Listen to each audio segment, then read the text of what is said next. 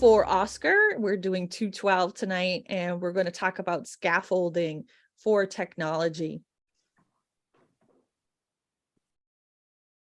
So here we start with our video. So for 212, we have identified that technical skills also require the same amount of scaffolding that you do for content. So there are 3 things you need to scaffold for your class and every class, and it doesn't matter what modality really.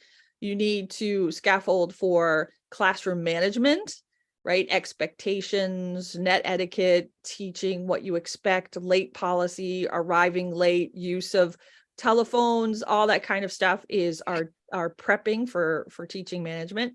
Third is one is pedagogy, our cognitive, right? You're making cognitive scaffolding as you're teaching the students. And 3 is this technical aspect. You are scaffolding their use of technical equipment, software, hardware in the course. And this includes Blackboard as well. Discussions, tests, assignments, students need to be scaffolded. So we're going to talk about that. This is a really great video. I thought this video specifically was very helpful.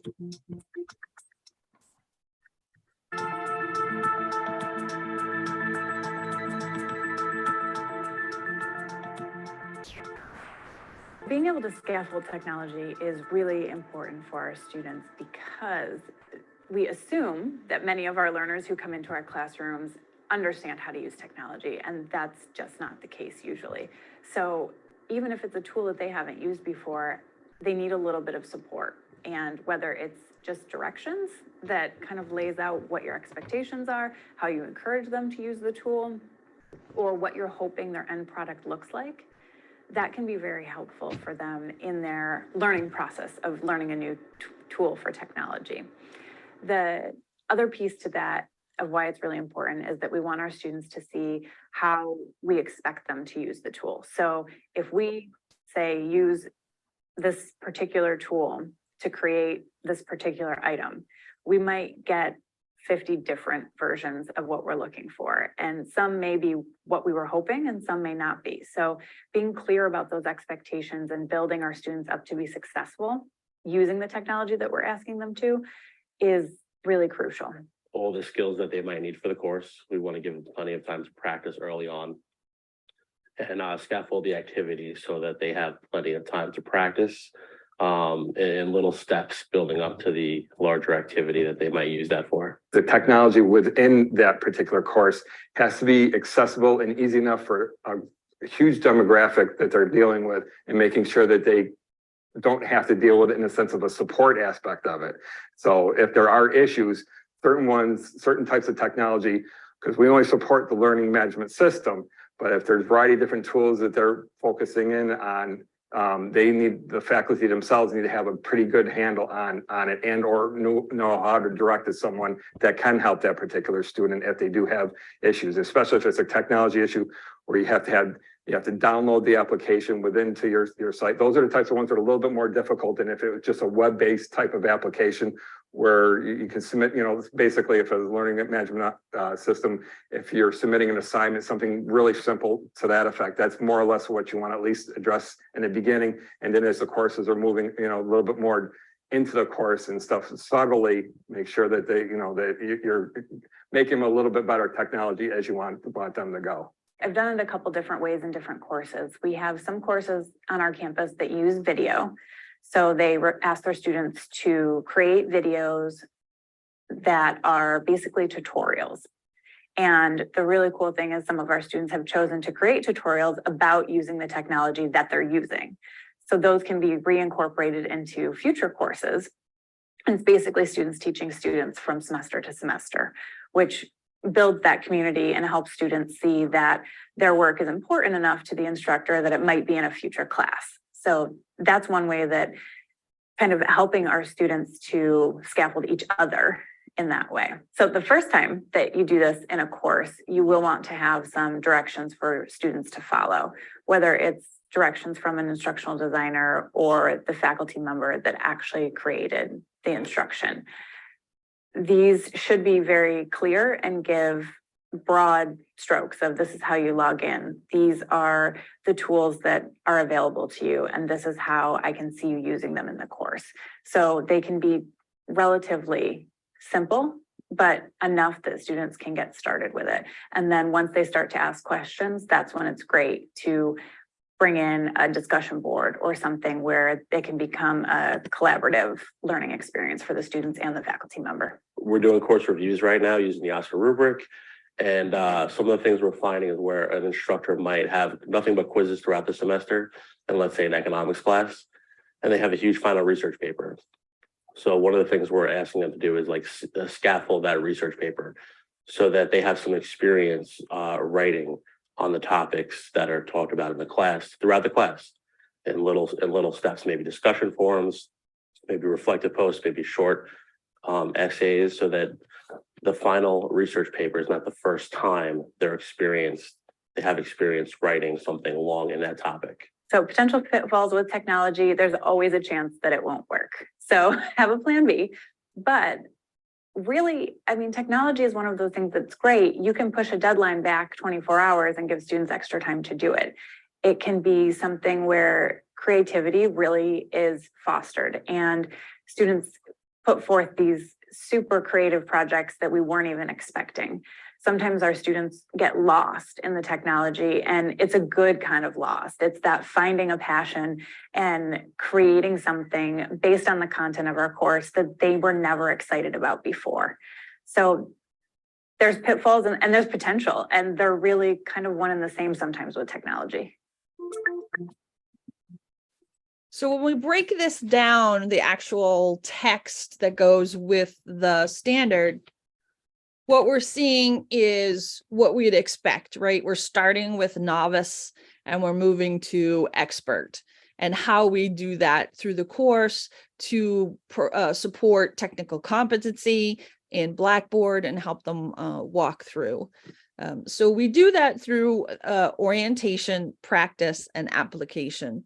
Those are the three phases. I'm going to add a phase to scaffolding.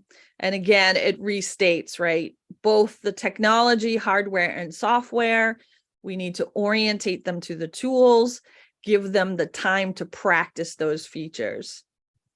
Now for part two, it restates again over that same ideas, orientating them to the new technology and features and allowing them time to practice and use the technologies in the course. And again, we talk about giving them applications and practices, and then making sure that any mastery from the very start of this course should include low stakes practice assignments. And so we can focus on developing these practices in the technology to help them on board. We do a lot of this through the icebreaker for discussions, and we're going to talk about some of the ways you can onboard.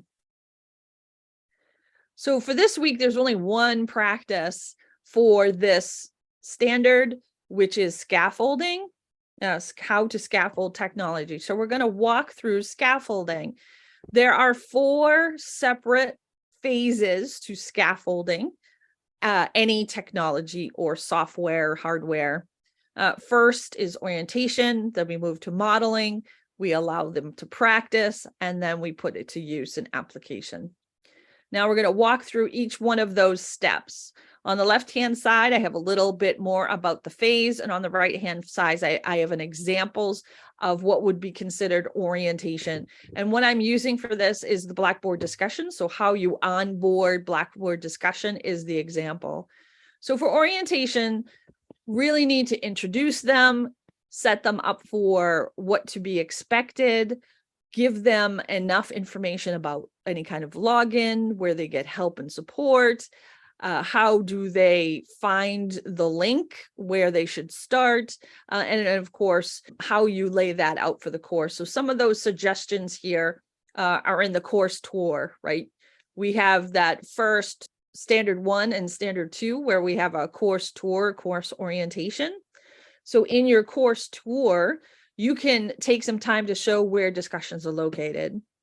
You can also point out any kind of discussion link in the weekly content areas and what they may look like. Now, in the weekly overview, you could introduce a discussion by saying, why are we using discussions, right? So this is one of those questions you want to answer for adult learners. You want to make sure they understand why they're using the tool and what they can expect.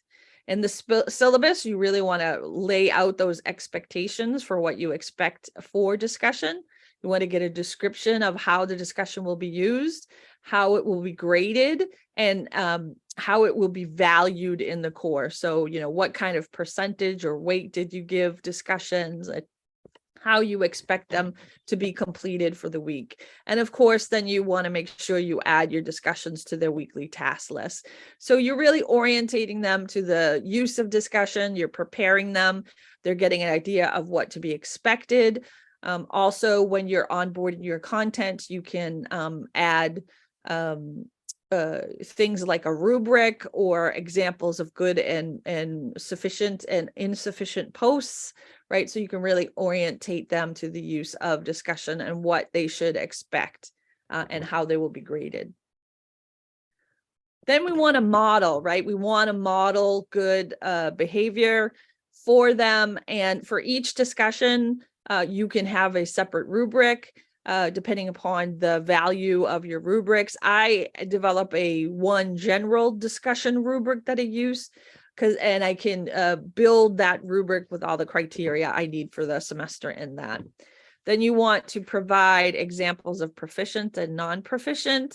Again, case studies, previous work, demonstrations. You want to really lay it out exactly what you're looking for and what you consider not sufficient. It's the same thing as if you are, defining cheating. You want to show them how they can be graded. What is an A? What is a C? What is, an F or a D?